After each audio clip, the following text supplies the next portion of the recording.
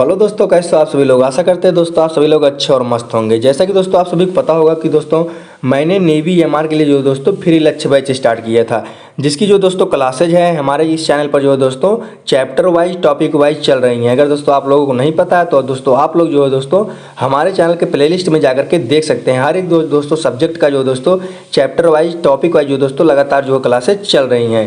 दोस्तों आज की इस वीडियो में जो दोस्तों हम पढ़ेंगे नेवी एमआर साइंस, ठीक है दोस्तों, जो कि दोस्तों मोस्ट इंपॉर्टेंट क्वेश्चन है दोस्तों आज की इस वीडियो में जो दोस्तों हम पढ़ने वाले हैं। तो चलिए दोस्तों इस वीडियो को जो दोस्तों हम शुरू करते हैं। तो दोस्तों जो पहला क्वेश्चन है हमारा, मानव शरीर की सबसे छोटी हड्डी क्या है। तो दोस्तों आपको बताना है कि मानव शरीर की सबसे छोटी हड्डी क्या है। टिबिया है या फीमर है या दोस्तों स्टेपिस है या फिबुला है। ठीक है, तो जल्दी बताइए दोस्तों इसका राइट आंसर क्या होगा। तो दोस्तों इसका जो राइट आंसर हो जाएगा हमारा मानव शरीर की सबसे छोटी हड्डी स्टेपिस है। अब दोस्तों अगर दूसरा क्वेश्चन अगला क्वेश्चन है हमारा कि स्टेपिस जो है दोस्तों कहाँ पर पाई जाती है।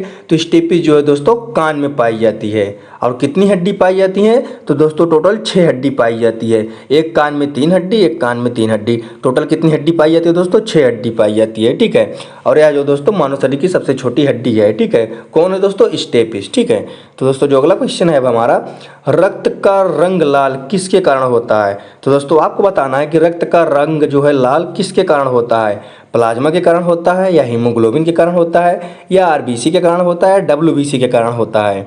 दोस्तों अब ज़्यादातर लोग देखेंगे कि रेड ब्लड तुरंत जो है रक्त का लाल रंग तुरंत जो है इसको मार देंगे, जो कि दोस्तों ये हमारा गलत आंसर हो जाएगा। ठीक है, इसका जो दोस्तों जो राइट आंसर हो जाएगा हमारा, रक्त का लाल रंग जो है दोस्तों हीमोग्लोबिन के कारण होता है। ठीक है, तो ऑप्शन बी नंबर जो है दोस्तों हमारा बिल्कुल राइट आंसर हो जाएगा। और यह जो है दोस्तों मोस्ट इंपॉर्टेंट क्वेश्चन है, तो दोस्तों आप लोग याद रखिएगा इसको। चलिए चलते हैं दोस्तों अब हम अगले क्वेश्चन की तरफ। तो दोस्तों जो अगला क्वेश्चन है हमारा, नवजात शिशु में हड्डियों की संख्या लगभग कितनी होती है। तो दोस्तों पहले आप लोग जो दोस्तों इसका आंसर जो दोस्तों आप लोग जल्दी से कमेंट कीजिएगा, उसके बाद जो दोस्तों आप लोग इसका आंसर बाद में देखिएगा। और लास्ट में जो है दोस्तों हमें जरूर बताना कि दोस्तों आप लोगों ने जो है दोस्तों कितने में जो है दोस्तों कितना क्वेश्चन सही किया। ठीक है, लास्ट में कमेंट करके जरूर बताना। तो बताइए अभी जो है नवजात शिशु में हड्डियों की संख्या लगभग कितनी होती है। तो आपको बताना है कि जो नवजात शिशु होते हैं उनमें जो है दोस्तों हड्डियों की संख्या लगभग कितनी होती है। 200 होती है या 206 होती है या 300 होती है या 350 होती है। तो जल्दी बताइए दोस्तों कितनी होती है। वैसे दोस्तों जो सामान्य होते हैं मनुष्यों की हड्डियों की संख्या वह जो है दोस्तों 206 होती है, लेकिन यहाँ पर पूछा गया है नवजात शिशु में हड्डियों की संख्या लगभग कितनी होती है। तो दोस्तों कितनी होती है, वो होती है 300 होती है। तो ऑप्शन सी नंबर जो है दोस्तों हमारा बिल्कुल राइट आंसर हो जाएगा। चलिए चलते हैं दोस्तों अब हम अगले क्वेश्चन की तरफ। तो दोस्तों जो अगला क्वेश्चन है हमारा, मनुष्य के शरीर में पसलियों के कितने जोड़े होते हैं। तो दोस्तों आपको बताना है कि मनुष्य के शरीर में जो पसलियां होती हैं उसमें दोस्तों कितने जोड़े होते हैं। 12 जोड़े होते हैं, 10 जोड़े होते हैं, 14 जोड़े होते हैं या 11 जोड़े होते हैं। तो जल्दी बताइए दोस्तों सबसे पहले कमेंट करके कि इसका राइट आंसर क्या होगा। तो दोस्तों इसका जो राइट आंसर हो जाएगा हमारा, मनुष्य के शरीर में पसलियों के जो जोड़े होते हैं 12 होते हैं। तो ऑप्शन ए नंबर जो है दोस्तों हमारा बिल्कुल राइट आंसर हो जाएगा। चलिए चलते दोस्तों अब हम अगले क्वेश्चन की तरफ। तो दोस्तों जो अगला क्वेश्चन है हमारा, शरीर की सर्वाधिक प्रबल अस्थि होती है। तो आपको बताना है कि जो शरीर की सबसे प्रबल अस्थि होती है कौन सी होती है, कहाँ की होती है। जांघ में होती है, जांघ में होती है या जबड़े में होती है या भुजा में होती है या गर्दन में होती है।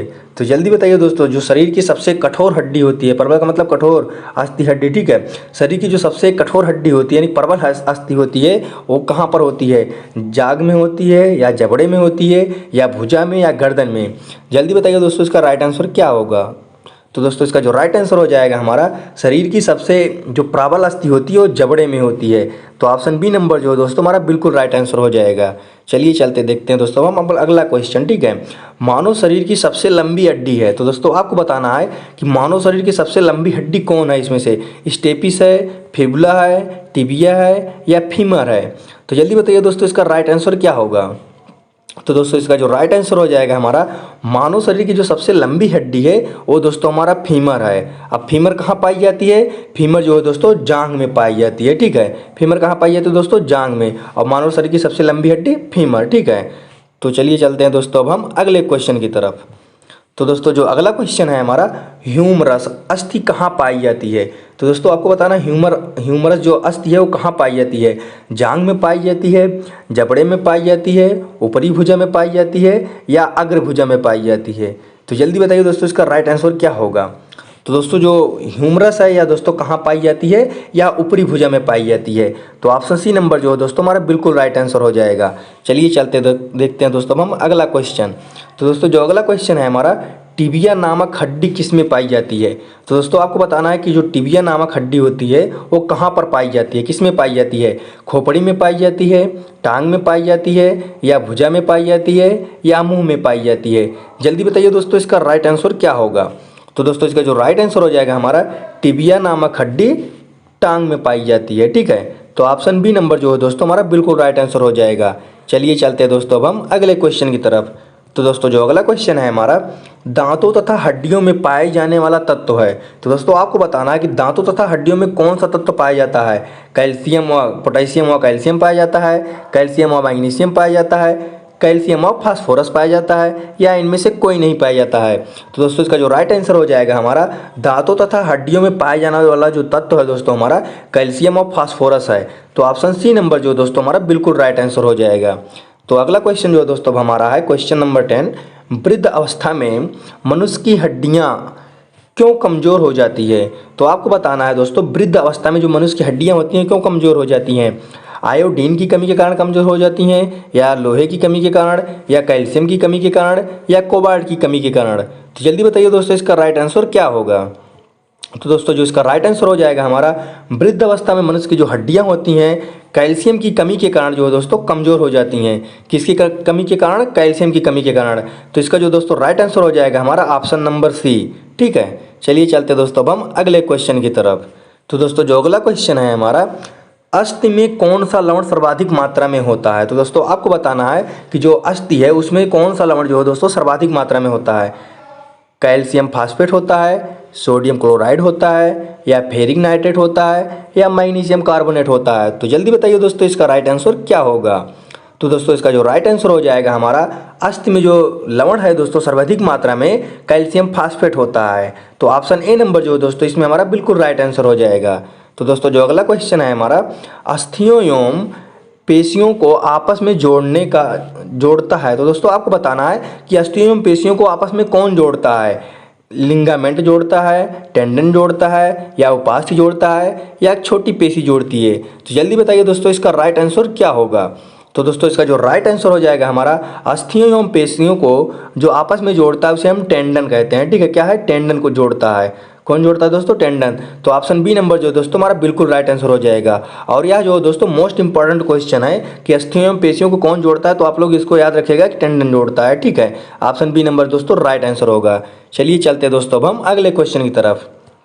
तो दोस्तों जो अगला क्वेश्चन है हमारा, मनुष्य के जीवन काल में कितने दांत 2 बार विकसित होते हैं। तो दोस्तों आपको बताना है कि जो मनुष्य का जीवन काल होता है उस जीवन काल में कितने दांत जो है 2 बार विकसित होते हैं। 4 होते हैं, या 12 होते हैं, या 20 होते हैं, या 28 होते हैं। कितने दांत जो है 2 बार होते हैं। तो दोस्तों इसका जो राइट आंसर हो जाएगा हमारा ऑप्शन नंबर 20। कितने दांत 2 बार विकसित होते हैं, तो 20 दांत जो है दोस्तों 2 बार विकसित होते हैं मनुष्य के जीवन काल में। तो ऑप्शन सी नंबर जो है दोस्तों इसका हमारा राइट आंसर हो जाएगा। तो दोस्तों जो अगला क्वेश्चन है हमारा, मनुष्य शरीर में पाचन का अधिकांश भाग किस अंग में संपन्न होता है। तो आपको बताना है जो मनुष्य भोजन करता है उसका जो अधिकांश जो पाचन होता है वह किस भाग में होता है। पैंक्रियाज में होता है, बड़ी आंत में होता है, या छोटी आंत में होता है, या आमाशय में होता है। तो जल्दी बताइए दोस्तों इसका राइट आंसर क्या होगा। तो दोस्तों इसका जो राइट आंसर हो जाएगा हमारा, मनुष्य शरीर में पाचन का अधिकांश भाग छोटी आंत में होता है। ठीक है, तो ऑप्शन सी नंबर जो दोस्तों हमारा बिल्कुल राइट आंसर हो जाएगा। चलिए चलते दोस्तों अब हम अगले क्वेश्चन की तरफ। तो दोस्तों जो अगला क्वेश्चन है हमारा, शरीर के लिए एंजाइम आवश्यक होते हैं। तो दोस्तों आपको बताना है शरीर के लिए एंजाइम आवश्यक क्यों होते हैं। ये शरीर को ऊर्जा के लिए होते हैं, या ये तांत्रिक क्रिया को, या दोस्तों ये शरीर के रचनात्मक कार्य के लिए, या जो है दोस्तों ये जीव रासायनिक क्रियाओं के उत्प्रेरक हैं। तो दोस्तों किस लिए आवश्यक होते हैं, या जो दोस्तों यह जीव रासायनिक क्रियाओं के उत्प्रेरक हैं, ठीक है। तो ऑप्शन डी नंबर जो है दोस्तों इसका हमारा बिल्कुल राइट आंसर हो जाएगा। शरीर के लिए एंजाइम क्यों आवश्यक है? या अजीव रासायनिक उत्प्रेरक क्रिया के लिए उत्प्रेरक हैं, ठीक है। ये अजीव रासायनिक क्रियाओं के उत्प्रेरक हैं। तो ऑप्शन डी नंबर जो दोस्तों हमारा बिल्कुल राइट आंसर हो जाएगा। तो दोस्तों जो अगला क्वेश्चन है हमारा, दूध प्रोटीन को पचाने वाला एंजाइम है। तो दोस्तों आपको बताना है कि दूध प्रोटीन को पचाने वाला एंजाइम है कौन सा है दोस्तों? पेप्सिन है, ट्रिप्सिन है, या दोस्तों रेनिन है, या दोस्तों इरोप्सिन है। तो जल्दी बताइए दोस्तों इसका राइट आंसर क्या होगा? तो दोस्तों इसका जो राइट आंसर हो जाएगा हमारा, दूध प्रोटीन को पचाने वाला एंजाइम रेनिन है। तो ऑप्शन सी नंबर जो है दोस्तों हमारा बिल्कुल राइट आंसर हो जाएगा। चलिए चलते दोस्तों अब हम अगले क्वेश्चन की तरफ। तो दोस्तों जो अगला क्वेश्चन है हमारा, लार में कौन सा एंजाइम पाया जाता है? तो दोस्तों आपको बताना है कि लार जो होती है उसमें कौन सा एंजाइम पाया जाता है? पेप्सिन पाया जाता है, टाइलिन पाया जाता है, या रेनिन पाया जाता है, या इरोपसिन पाया जाता है। तो दोस्तों इसका जो राइट आंसर हो जाएगा हमारा, लार में जो है दोस्तों टाइलिन एंजाइम पाया जाता है। तो ऑप्शन बी नंबर जो है दोस्तों हमारा बिल्कुल राइट आंसर हो जाएगा। तो दोस्तों जो अगला क्वेश्चन है हमारा, लार किसके पाचन में सहायक होता है? तो दोस्तों अब आपको बताना है कि जो दोस्तों ये लार होता है कि किसके पाचन में सहायक होता है?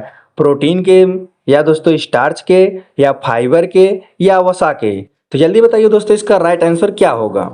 तो दोस्तों इसका जो राइट आंसर हो जाएगा हमारा, लार जो है दोस्तों स्टार्च पाचन में जो है दोस्तों सहायक होता है। तो ऑप्शन बी नंबर जो है दोस्तों हमारा बिल्कुल राइट आंसर हो जाएगा। चलिए चलते दोस्तों अब हम अगले क्वेश्चन की तरफ। तो दोस्तों जो अगला क्वेश्चन है हमारा, पित्त निम्न में से किसके द्वारा पैदा किया जाता है? तो दोस्तों आपको बताना है कि जो दोस्तों पित्त होता है वह किसके द्वारा पैदा किया जाता है? यकृत के द्वारा, या दोस्तों अमाशय के द्वारा, या दोस्तों अग्नाशय के द्वारा, या दोस्तों पित्ताशय के द्वारा। तो जल्दी बताइए दोस्तों इसका राइट आंसर क्या होगा?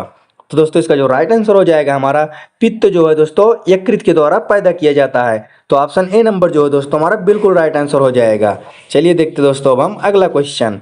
तो दोस्तों जो अगला क्वेश्चन है हमारा, पित्त जमा कहाँ होता है? तो दोस्तों आपको बताना है पित्त जमा कहाँ होता है? पित्ताशय में होता है, या दोस्तों अमाशय में होता है, या दोस्तों यकृत में होता है, या दोस्तों प्लीहा में होता है। तो जल्दी बताइए दोस्तों इसका राइट आंसर क्या होगा?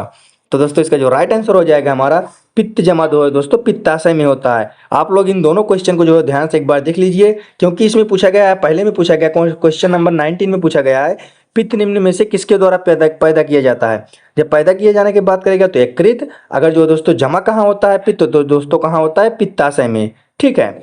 तो चलिए चलते हैं दोस्तों अब हम अगले क्वेश्चन की तरफ।